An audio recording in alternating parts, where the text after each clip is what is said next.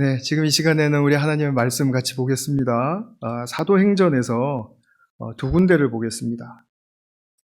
사도행전 1장 1절부터 8절까지, 그리고 마지막 장 28장 30절, 31절 말씀 두 군데 보겠습니다. 여러분들은 가지고 계신 번역으로 눈으로 잘 읽어주시고, 저는 새 번역으로 봉독하겠습니다. 데오빌로님, 나는 첫 번째 책에서 예수께서 행하시고 가르치신 모든 일을 다루었습니다. 거기에 나는 예수께서 활동을 시작하신 때로부터 그가 택하신 사도들에게 성령을 통하여 지시를 내리시고 하늘로 올라가신 날까지 하신 모든 일을 기록했습니다. 예수께서 고난을 받으신 뒤에 자기가 살아계심을 여러 가지 증거로 드러내셨습니다. 그는 40일 동안 그들에게 여러 차례 나타나시고 하나님 나라에 관한 일들을 말씀하셨습니다. 예수께서 사도들과 함께 잡수실 때 그들에게 이렇게 분부하셨습니다. 너희는 예루살렘을 떠나지 말고 내게서 들은 아버지의 약속을 기다려라. 요한은 물로 세례를 주었으나 너희는 여러 날이 되지 않아서 성령으로 세례를 받을 것이다. 사도들이 한자리에 모였을 때 예수께 여쭈었다. 주님, 주님께서 이스라엘에게 나라를 되찾아 주실 때가 바로 지금입니까? 예수께서 그들에게 말씀하셨다. 때나 시기는 아버지께서 아버지의 권한으로 정하신 것이니 너희가 알 바가 아니다. 그러나 성령이 너희에게 내리시면 너희는 능력을 받고 예루살렘과 온 유대와 사마리아에서 그리고 마침내 땅 끝에까지 이르러 내 증인이 될 것이다. 아멘. 28장 30절과 31절 말씀입니다. 바울은 자기가 얻은 셋집에서 꼭 2해 동안 지내면서 자기를 찾아오는 모든 사람을 맞아들였다. 그는 아무런 방해도 받지 않고 아주 담대하게 하나님 나라를 전하고 주 예수 그리스도에 관한 일들을 가르쳤다. 아멘. 2주 전에 우리 누가복음을 살필 때 저자 누가는 이 세상에 두 가지 중요한 이야기를 남기고 싶어 했다라고 말씀을 드렸죠. 첫 번째 이야기는 예수님에 관한 이야기였습니다. 그리고 교회 이야기라고 말씀을 드렸죠. 누가복음에는 예수님의 이야기가 실려 있고 오늘 우리 본문 앞서서 1절부터 3절까지 보면은 그런 말씀들이 이제 나타나죠. 그리고 오늘은 이어서 사도행전에 나오는 교회 이야기를 함께 살피도록 하겠습니다. 누가복음과 사도행전은 연결고리가 있다고 했죠. 그것은 뭐냐면 예수님의 십자가의 죽으심, 그리고 그것을 합당하게 여기신 하나님께서 부활시키신 사건, 그리고 거기서 끝나는 것이 아니라 예수님은 이제 제자들에게 또 분부하시고 또 승천하시는 그런 일들이 있다고 했습니다. 그러니까 승천에서 끝나는 게 아니라 승천하고 하신 후에 성령을 보내주실 거라는 약속을 지키시는 그 성취의 사건까지 이제 그것이 연결고리가 됩니다. 줄여서 말하면 십자가의 죽음, 부활, 그리고 승천하시고 성령을 보내주시는 이야기. 그것이 바로 누가복음과 사도행전에 아주 뗄 수 없는 굉장히 중요한 연결고리다. 이렇게 말씀을 드렸습니다. 자, 그러면 오늘은 성령을 보내주시는 이 약속을 성취하시는 사건으로서 이 성령을 체험한 120명의 제자들이 있었죠. 2장에 보면 마가의 다락방에서 이들이 기도할 때 이 성령께서 내려오셔서 그들에게 임하시고 또 그들이 그 성령의 역사로 말미암아 이제 그 깊은 기쁨의 깨달음을 얻었을 때 그것을 이제 그 자리에서만 이제 가지고 있지 않고 그것을 가지고 밖으로 나가서 이제 자기 동료 유대인들 동족에게 이제 전하기 위해서 나섰던 그런 이야기가 이제 사도행전 2장에 나옵니다. 이들이 무슨 얘기를 그렇게 전하고 싶었을까요? 그것은 바로 우리가 최근에 십자가에서 죽게 한 예수님이 바로 하나님께서 우리 조상들에게 옛적부터 보내주신다고 약속하셨던 바로 그 그리스도이셨다. 그 그리스도가 되심을 우리는 성령으로 말미암아 확신했다. 확인했다. 이것은 그들에게는 주관적인 체험일지 몰라도 유대인들에게 성령이 임했고 또 성령이 확신시켜 준 것은 또 객관적인 어떤 증거로서도 사용되었던 것입니다. 우리 문화랑은 좀 다르기 때문에 그런 부분을 좀 잘 이해를 하시면 좋겠습니다. 이렇게 예수님을 감격 가운데 믿게 되어서 주님을 따르며 찬양하는 무리가 이렇게 형성되게 되었어요. 그런데 이 무리를 뭐라고 부르죠? 이 무리를 교회라고 부릅니다. 교회라는 원래 말의 의미는 부르심을 받다, 불러냄을 받다 이런 뜻이에요. 그러니까 이들은 예수님이라는 그 뚜렷한 주이시오 그리스도이신 그 분에게로 부름을 받고 나서게 된 것입니다. 그래서 그들을 교회라고 부릅니다. 오늘날 현대교회의 형태나 또는 형식과는 다른 점이 그들과는 많이 있죠. 그러나 이 의미는 그리고 이 가치는 동일합니다. 성경적으로 동일하고 오늘날 지금 우리가 모여있는 이 게인스빌 한인교회도 바로 그러한 의미에서 성경적인 의미를 잘 깨닫고 또 지켜가려고 자꾸 애를 쓰고 그렇게 나가야 되겠죠. 오늘 우리가 사도행전의 이제 구성을 조금 볼 텐데요. 1장부터 28장까지 아주 조금 긴 책이죠. 내용이 많지만 독자들이 잘 이해할 수 있도록 저자 누가는 이 구성을 아주 쉽게 짜주었습니다. 1장 8절에 우리가 아까 읽으신 부분에 보면 성령이 임하시면은 권능을 받고 능력을 받아 예루살렘과 그 다음에 어디죠? 온 유대와 사마리아와 또 그 다음 어디죠? 땅끝까지 이르러 내 증인이 되리라 이런 말씀을 하셨죠. 그것은 굉장히 유명한 말씀이죠. 이 사도행전은 이 말씀에 나오는 지역의 순서에 따라서 이렇게 구성이 잘 짜여져 있습니다. 그러니까 가장 먼저는 예루살렘에서 복음이 전해지는 이야기, 그 다음 단락은 유대와 사마리아에서 복음이 전해지는 이야기, 그 다음에 세 번째는 땅끝까지 복음이 전해지는 이야기. 너무 쉽죠? 이렇게 구성이 아주 잘 돼 있어요.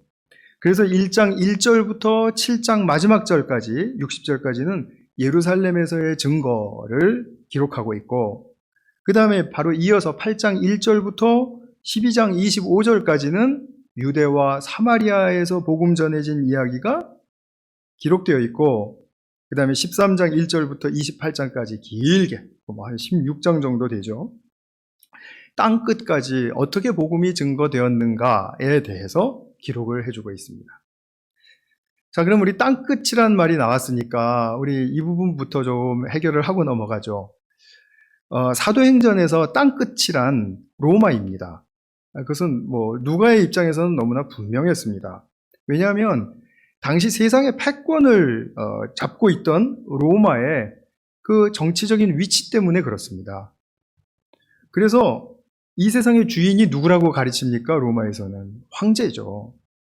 그러니까 이 로마의 황제가 이 세상의 주고 그런 가운데 이 그리스도인들은 그것을 반하는 아니다, 그리스도가 우리의 주이시다 라고 주장을 하니까 그 주장하는 복음이 어디에까지 이르게 되면은 그것이 완성될 거라고 생각을 했겠습니까? 그 당시에 그 시각으로 한번 상상을 해보세요. 로마의 황제가 주가 아니라 예수가 주이시다 라고 말하는 그곳까지가, 그죠? 그곳까지가 이제 끝이 되겠죠. 어떤 사람은 이 땅끝을 영적으로 이제 해석을 해서 이제 미전도 종족이다라고 말할 수 있어요. 그것도 가능한 해석입니다. 또 어떤 분은 이제 이렇게 말을 합니다. 보이는 곳에서 끝을 이제 보고 가요. 그럼 그 끝에 이르면은 거기서 보이는 또 끝이 있겠죠. 그럼 또 그 끝을 가요. 그러면 그 끝에 가면 또 있겠죠. 그래서 끝에 가면은 결국 어떻게 되냐? 결국 돌아서 나에게로 온다. 그래서 땅 끝은 결국은 나와 나의 주변이다. 이렇게 또 해석을 해요. 굉장히 적용력이 탁월한 그런 아주 해석이라고 볼 수 있습니다. 근데 우리가 그런 해석도 믿고 이게 응용하고 하는 거 좋아요.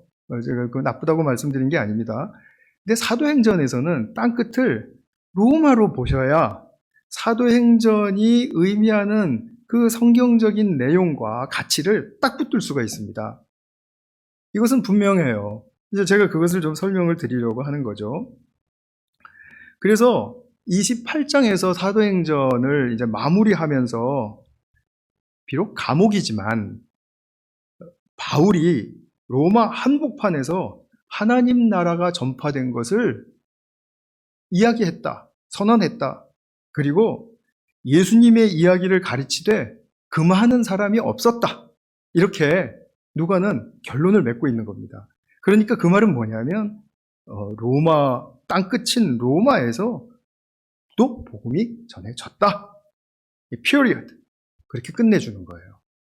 그러니까 사도행전이 우리에게 주는 그 확신과 격려는 아주 대단한 것이라고 볼 수가 있죠. 이렇게 빠른 시간 안에 땅 끝에까지 복음이 전해졌구나. 지금 그 얘기를 하고 싶은 겁니다. 그래서 이 결론에 이르기까지 1장 8절에서 예수님이 말씀하신 이제 그 내용이 바로 그들에게 동기가 되었고, 그리고 그들이 이제 뻗어나가는 밑그림이 되었습니다.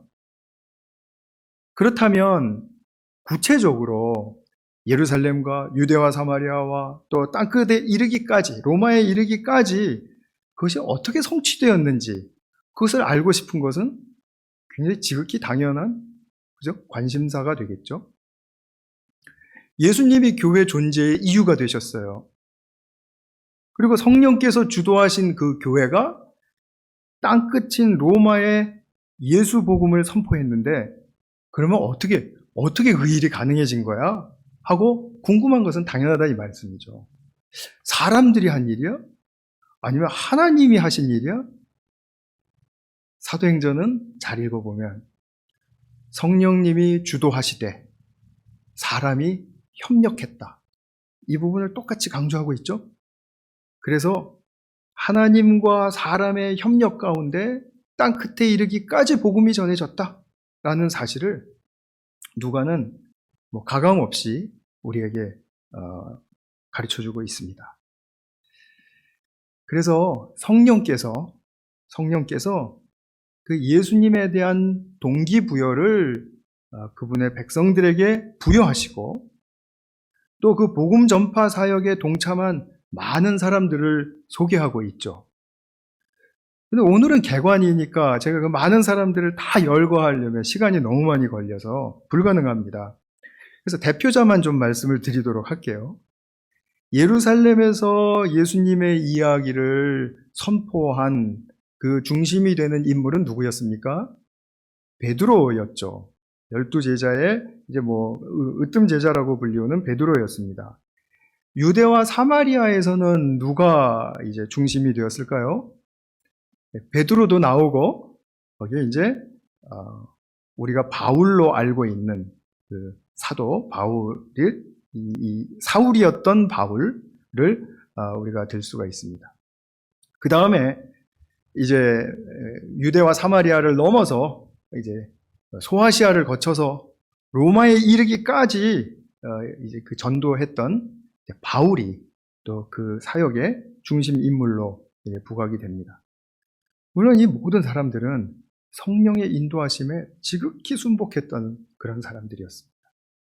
그렇기 때문에 성령이 가지신 뜻, 성령이 인도하시는 바를 잘 알고, 그리고 그것에 순종하며 기쁨으로 나갔던 사람들이기 때문에 바로 하나님의 사람들, 성령의 사람들이라고 말을 할 수가 있겠죠.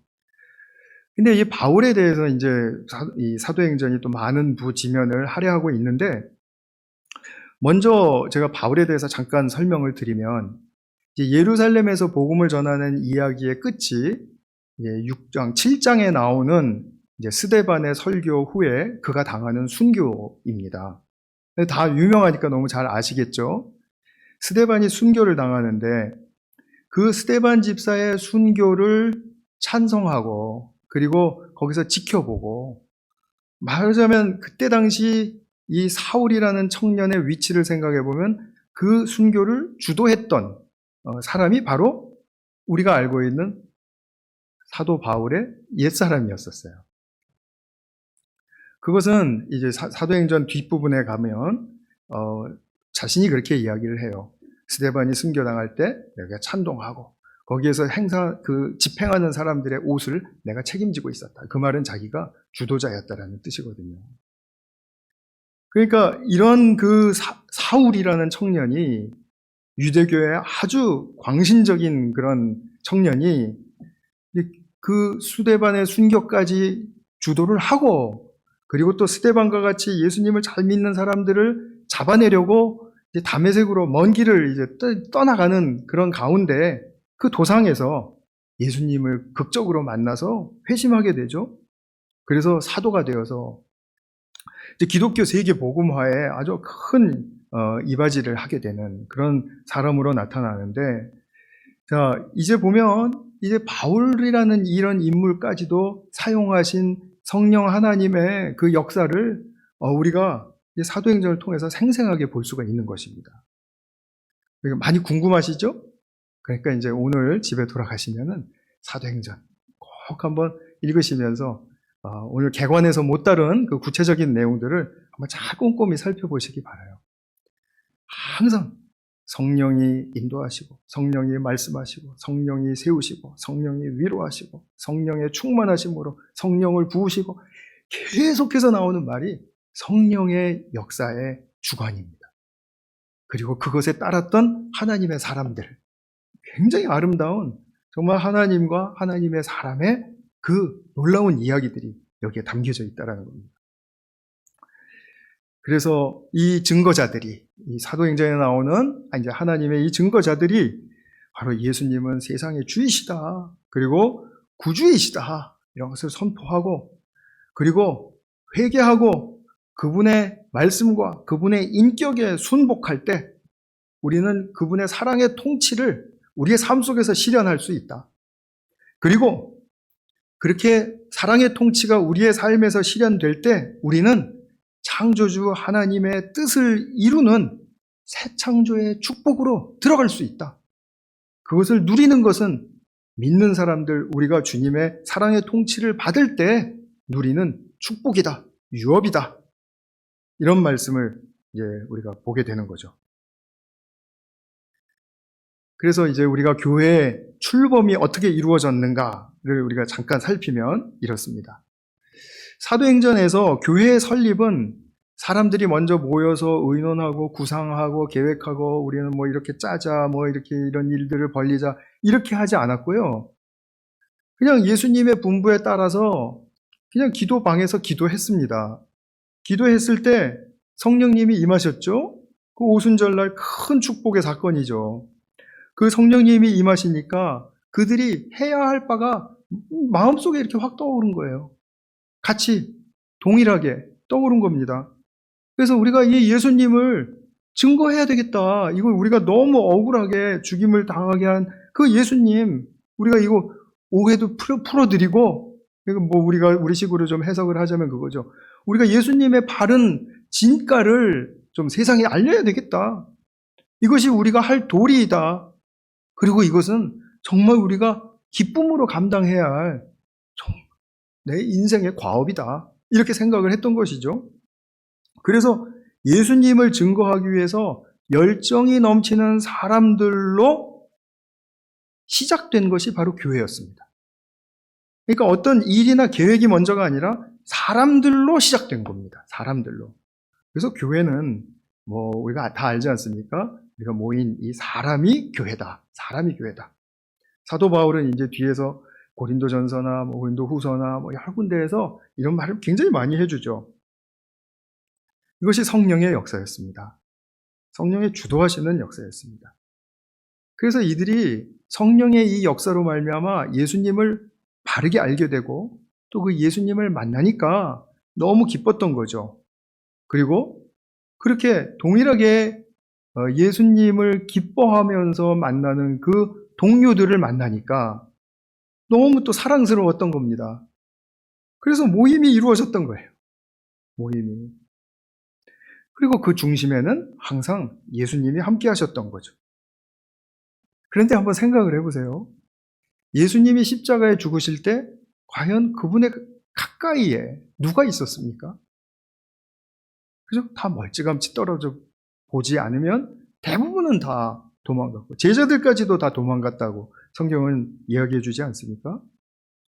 예수님 주변에 사람이 없었습니다. 이 죽음은 잘못된 것이다 라고 말하는 사람이 한 사람도 없었다라는 거예요. 그냥 관망하는 정도가 가장 가까이 있었던 사람들이었습니다. 그런데 부활하셨을 때는 어땠습니까? 이제 제자들에게 나타나시니까 제자들이 모였죠. 그리고 그 주변에 이제 고린도전서 15장에 보면 한 500여 명이 보는 가운데서 예수님을 믿는 그 500여 명의 제자들이 보는 가운데서 승천하셨다. 이렇게 말하면 적어도 몇백 명은 부활하신 후에 이렇게 예수님을 아는 사람들이 생겨난 것 같아요. 근데 이 정도 수준이 아니라 사도행전에서는 베드로가 성령 받고 나가서 설교를 했는데 그 첫 설교에 몇 명이 믿게 되었다고, 예수님을 믿게 되었다고 말해줍니까? 2장 31절에, 41절에 보면 3,000명이라고 이야기를 합니다. 그 다음에 4장 4절에 보면 남자만 5,000이었다라고 이야기를 해요. 그러면 남자만 5,000이라면 여자들 또 노인들 여러 사람들 다 합치면 얼마나 더 많았겠어요? 몇만 명이죠. 2만 명은 좋긴 당연히 미니멈으로 봐야 됩니다. 그런데 6장 1절에 보면 그보다 수가 더 많아졌다라고 이야기를 해요. 그리고 이제 21장 20절에 가보면 이제 예수를 믿는 자들이 유대인 중에도 수만 명이다. 이런 이 말이 나옵니다. 단어가. 그러니까 이게 정말 얼마나 폭발적인 부흥이 있었는지를 숫자만 보아도 알 수가 있겠죠. 근데 이제 그렇게 믿게 되면서도 그들에게는 이제 유대교와 이 내적인 갈등이 많이 있었기 때문에 이 문제를 해결해야 되는데 하는 그냥 할례의 문제라든지 여러 가지 이제 그 유대교에서 강조하는 그런 것들과 갈등을 많이 겪게 돼요. 그러면서 그것을 잘 넘어선 사람들도 있고 그것에 넘지 못한 사람들도 있고 그래서 이제 또 교회가 그렇게 우리가 생각하는 것처럼 순수하게 폭발적으로만 이렇게 갔던 건 아니겠죠. 그러나 초창기에는 몇만 명이 될 때까지 이렇게 이루어졌습니다. 그러니까 여러분 그때 당시에 예루살렘 인구가 몇 명이었을까 이런 것들을 많이 궁금증을 가지게 됩니다. 그런데 아무도 정확하게 얘기해 주는 사람이 없고 사실 2000년 전에 예루살렘에 몇 명이 살았는지 그때 당시에 특별히 인구 조사가 없었다면 기록이 남지 않았다면 어떻게 알겠어요. 근데 하여튼 몇천 명은 아닙니다. 그리고 수십만 명도 아닙니다. 그러니까 몇만 명 단위라고만 그냥 알고 계시면 좋겠어요. 근데 오순절 같은 그 절기에는 다른 모든 주변의 나라들에 흩어져서 사는 그 유대인들이 모였을 때 거기에 사는 인구만큼 왔다고 하니까 그러니까 굉장히 많은 숫자가 모인 가운데 이제 오순절의 역사가 일어나서 이렇게 교회가 좀 과장되게 들릴지 몰라도 수천 명, 수만 명에 이르기까지 이제 성장하게 되었다라는 것을 우리는 짐작을 할 수가 있습니다. 이들은 예수님의 가르침을 아주 순전하게 따랐던 사람들이죠. 진실한 삶을 살았던 사람들입니다. 2장 43절에 보면 다 아시는 내용이죠. 물건을 서로 통용하고 재산을 팔아서 필요에 따라 나눠주고 그리고 마음을 같이 하고 모이기를 힘쓰고 기쁨과 순전한 마음으로 함께 음식을 먹고 하나님을 찬미하고 그리고 또 한 가지 중요한 기록이 나타나죠. 온 백성에게 칭송을 받는 삶을 살았다. 온 백성에게 칭송을 받는 삶을 살았다. 이렇게 나옵니다. 이것이 교회 출범과 함께 일어난 외형적, 내면적 삶의 변화였습니다. 그러나 규모가 커지고 새로운 공동체적 삶의 형식이 이제 요구되게 되었죠. 그 틀이 이제 필요로 하게 되었다란 말입니다. 그래서 교회는 이제 그 일을 잘 감당해줄 섬길 리더들이 필요했어요. 그래서 6장에 보면, 제가 6장, 7장 자꾸 헷갈리는데 죄송합니다. 6장에 보면 이제 7 집사들이 선출이 됩니다. 그들은 이제 성도들의 삶을 돕기 위해서 주로 애를 썼던 사람들입니다. 물론 자신이 예수님을 믿는 믿음이 교회의 인정을 받았던 사람들이고요. 또 성경적으로도 그리스도에 대한 그 지식과 그리고 확신이 탄탄했던 사람들이었죠.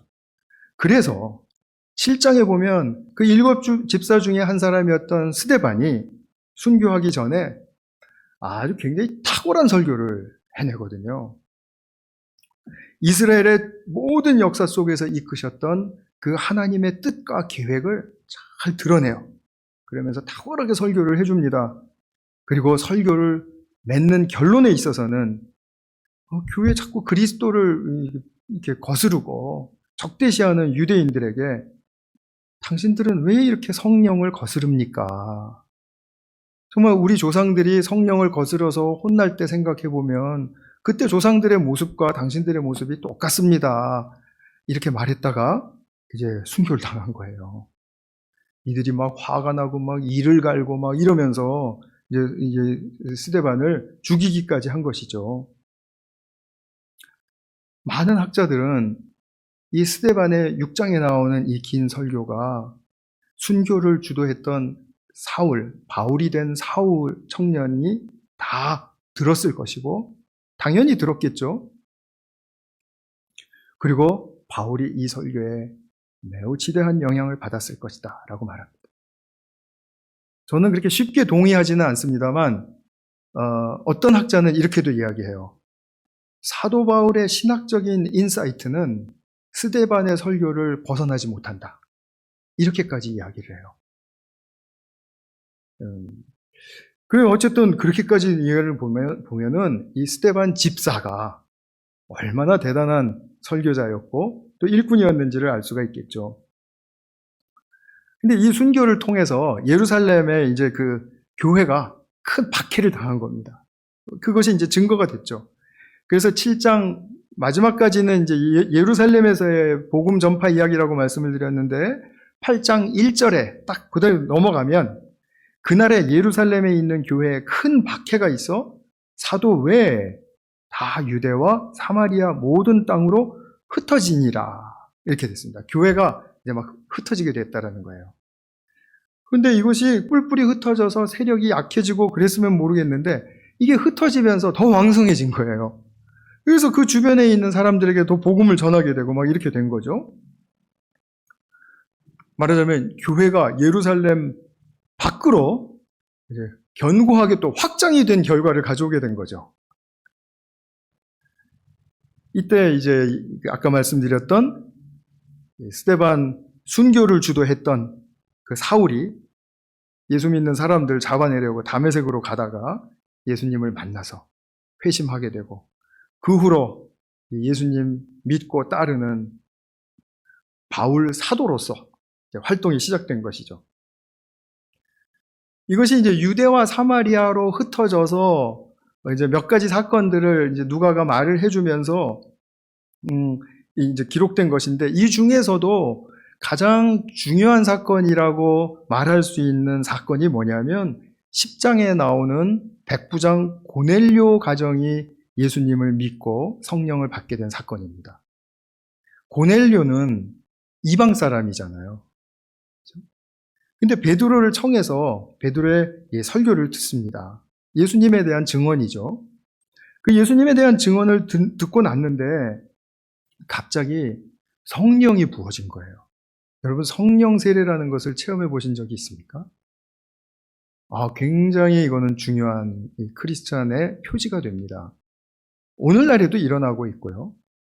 성령 세례라는 것은 주체할 수 없는 어떤 성령의 주도하심에 자기 자신이 이렇게 함몰되는 것까지 느껴지는, 그러니까 그분의 인격과 사랑에 완전히 빠져들게 되면서 그 예수님에 대한 진리와 또 하나님이 가지신 뜻이 확연하게 자기 자신의 삶 속에 열리게 되고 그것을 믿게 되고 그것을 붙들게 되는 성령의 사건, 바로 그것을 성령의 부으심, 성령 세례 이렇게 말합니다.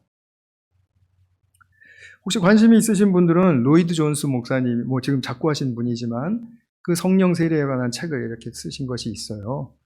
그것을 잘 한번 이렇게 정독해 보시면 성령 세례라는 게 이런 것이로구나 하고 깨달으실 수가 있습니다.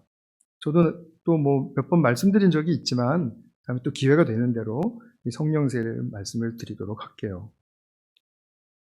이때 고넬료가 또 가족들이 성령 부으심을 받는 것을 본 베드로와 함께 했던 일행이 깜짝 놀란 것입니다. 아니, 우리가 예수님을 전하긴 했는데 성령이 이토록 부어지는 역사가 있을 수 있단 말인가? 하고 처음에는 의아했을 것입니다. 그런데 곧 알았어요. 하나님께서 당신의 그 옛날 유대교를 가지고 있는 그 백성들, 이스라엘 백성들만을 향한 것이 아니라 이제는 이방인들을 향해서 지금 이 복음의 역사가 나타나고 또 증거되기를 원하시는구나.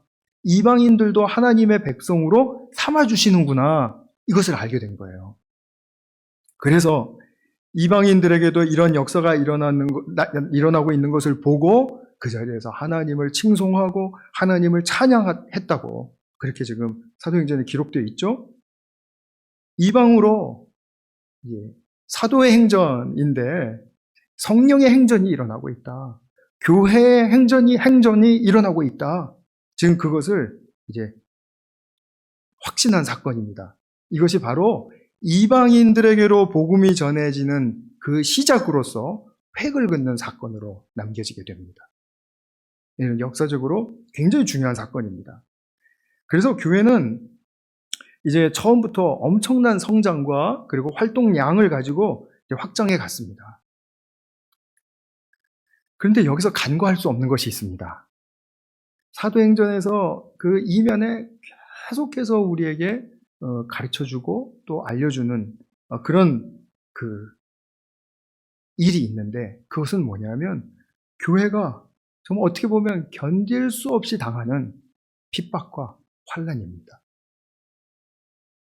그래서 이 핍박과 환난이 교회가 행하고 있는 그 예수님을 전하고자 하는 그 사역에 굉장히 위협이 되었다라고 우리가 처음에 딱 보면 그렇게 느껴져요.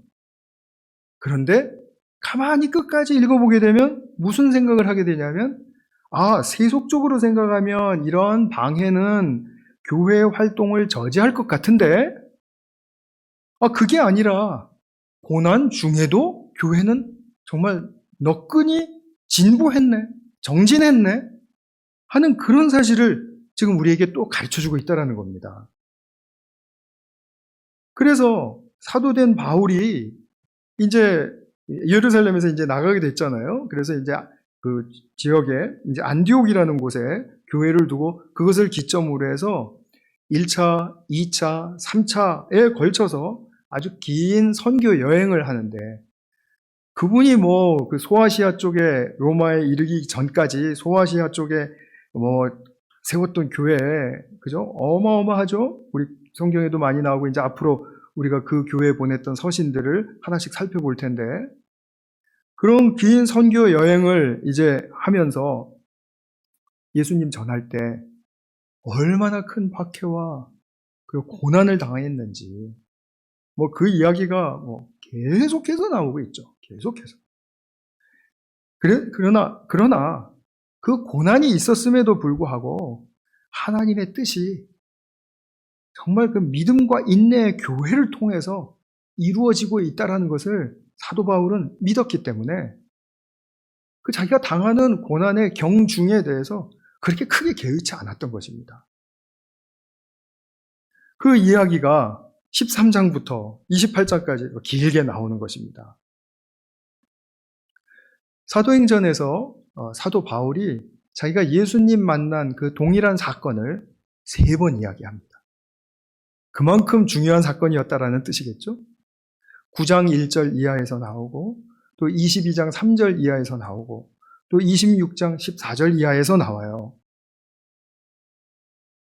이것은 자기 개인에게뿐만이 아니라 이 교회에 큰 임팩을 준 사건이었다라는 거죠. 바울은 거기서 어떤 예수님을 만났냐 하면 이런 예수님을 만났습니다. 26장, 여러 군데서 이야기하지만 제가 이제 한 군데만 좀 말씀을 드리도록 할게요. 26장 16절 이하에 보면 이제 사도 바울이 이렇게 만나니까 당신 누구십니까? 하고 이제 물었습니다. 그랬더니 주님께서 나는 네가 핍박하는 예수다. 이렇게 말씀을 하면서 이렇게 말씀을 하세요. 자, 일어나서 발을 딛고 서라. 내가 네게 나타난 목적은 너를 일꾼으로 삼아서 네가 나를 본 것과 내가 장차 네게 보여줄 일에 증인이 되게 하려는 것이다. 여기는 다 사도로서의 그 직분을 이야기하는 거죠. 나는 이 백성과 유대인 백성들, 이방 사람들 가운데서 너를 건져내어 이방 사람들에게로 보낸다. 이것은 그들의 눈을 열어주어서 그들이 어둠에서 빛으로 돌아서고 사탄의 세력에서 하나님께로 돌아오게 하며 또 그들이 죄사함을 받아서 나에 대한 믿음으로 거룩하게 된 사람들 가운데 들게 하려는 것이다. 즉 교회로 들게 하려는 것이다. 이 말씀을 해주셨어요. 굉장히 큰 말씀들이죠. 눈을 열어서 그들이 어둠에서 빛을 보게 하고, 그 다음에 사탄의 세력에서 하나님께로 돌아오게 하고, 그리고 하나님이 택하신 백성들 가운데로 이렇게 들어오게 하고.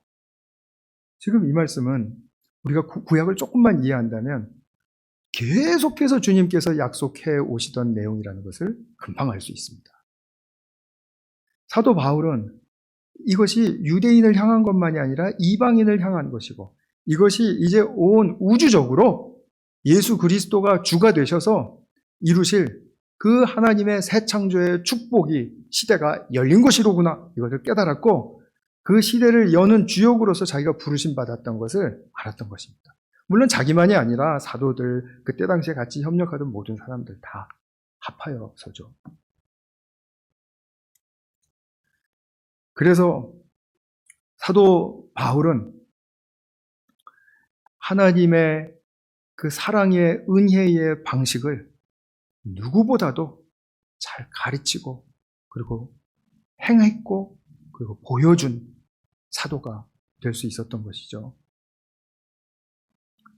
사도행전 전반부는 말씀드린 것처럼 베드로를 중심으로 후반부는 바울을 중심으로 그들이 성령의 역사와 도우심을 끝까지 믿고 붙들었던 그들과 함께 또 함께 했던 하나님의 사람들이 교회를 이루었다. 그리고 결국 예수님의 말씀대로 땅 끝까지 복음을 전했다. 라고 결론을 맺은 것이 바로 사도행전이라는 책입니다. 자꾸 사도행전이 미완성으로 끝났다라고 말은 하지 마세요. 아까 말씀드린 것처럼 영적으로 해석을 하는 건 얼마든지 좋습니다. 그러나 사도행전은 미완성의 책이 아닙니다. 누가는 분명히 의도를 가지고 로마까지 복음을 전했다.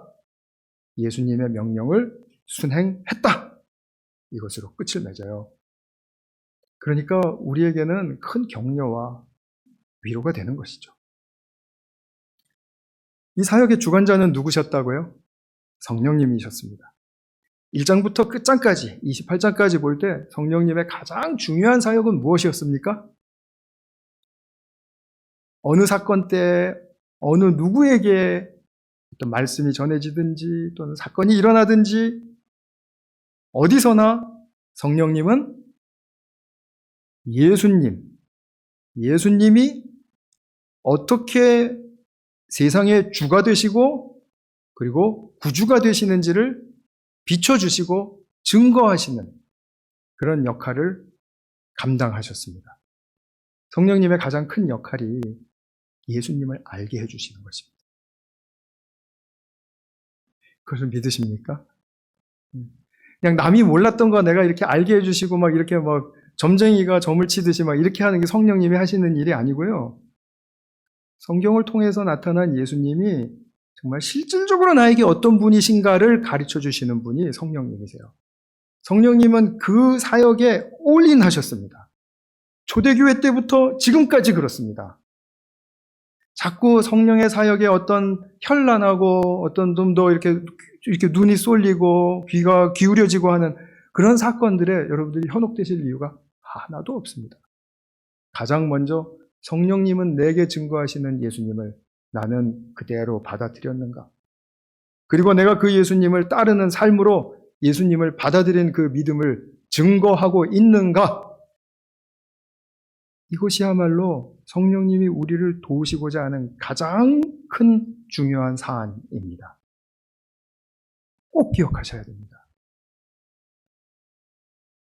그래서 말씀을 전할 때 듣는 자가, 또 말씀을 읽을 때 읽는 자가 깊이 예수님에 대해서 깨달을 수 있도록 도우시는 분이 성령님이시고, 또 사도행전에서부터 오늘날에 이르기까지 또 설교를 들을 때 성령의 강력한 부으심으로도 또 역사하시고, 때로는 고난과 환난 속에서 위로하시며 예수님이 어떻게 우리의 힘이 되시는지를 알려주시고, 교회가 어렵고 세속적으로 빠질 때마다 함께 성령께서 인도하시고 도와주셔서 교회를 또 세워주시고, 세상의 절대 권력 앞에서도, 로마 황제 앞에서도 하나님 나라가 임했다.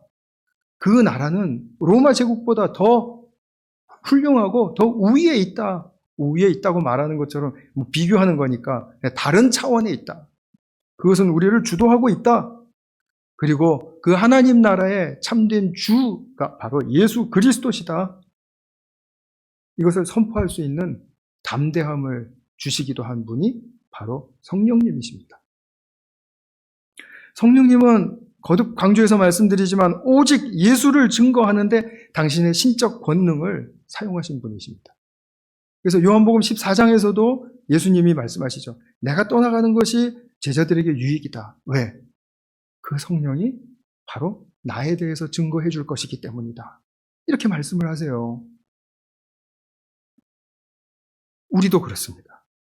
우리가 말씀을 읽거나 묵상하거나 또는 설교를 듣거나 또는 우리의 삶에 어떤 다른 사건들이 있거나 고난 속에서도 고난을 당하거나 어떤 사건 속에서도 예수님을 더 깊이 바라고 깨닫고 그분의 은혜를 누리고 싶다라는 그런 소원을 간곡하게 올려드리고, 그리고 나에게 주어진 여정을 예수님에 대한 믿음과 인내로 갈 수 있게 하는 바로 그 근거되는 힘은 내가 믿을 때 내 안에 들어오신 성령님께서 역사하시는 그 은혜 때문이다 라는 것을 우리는 꼭 기억하시고 그분을 찬양하실 수 있어야 되겠습니다.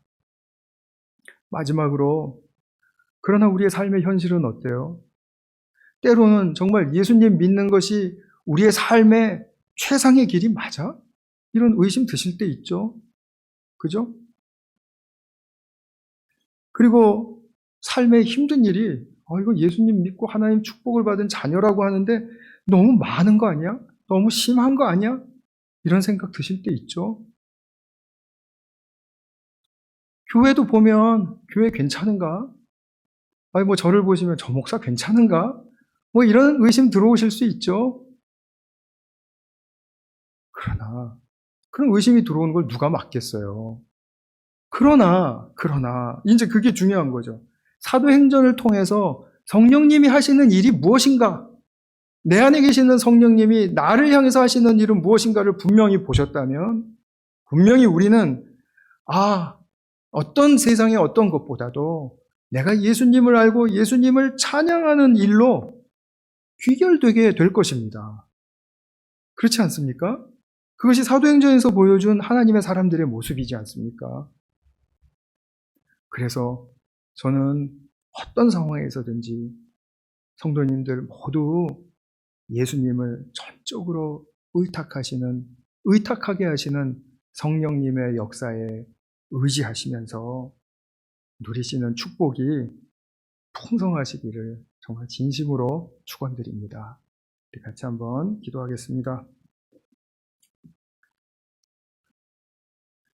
우리에게 예수님을 보내주실 뿐만 아니라 또 예수님이 승천하셔서 이 우주의 왕이요 주로 등극하신 후에는 성령님을 또한 보내주셔서 정말 진정으로 예수님을 알고 또 그 예수님을 찬양하며 예수님께 초점을 기울이며 나아갈 수 있도록 역사하여 주신 하나님 아버지 감사드립니다.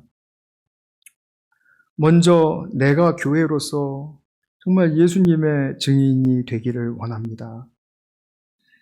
우리가 참으로 많은 것들을 기도하고 또 많은 일들이 이루어지기를 주님께 의탁드리지만 가장 먼저 내 속에 예수 그리스도가 어떤 분이신지를 알게 하시려고 오늘도 우리의 마음속에 역사하기를 그토록 열망하시는 성령 하나님께 우리의 자신을 올려드릴 수 있도록 축복하시고 함께하여 주시옵소서. 예수님의 이름으로 기도하였습니다. 아멘.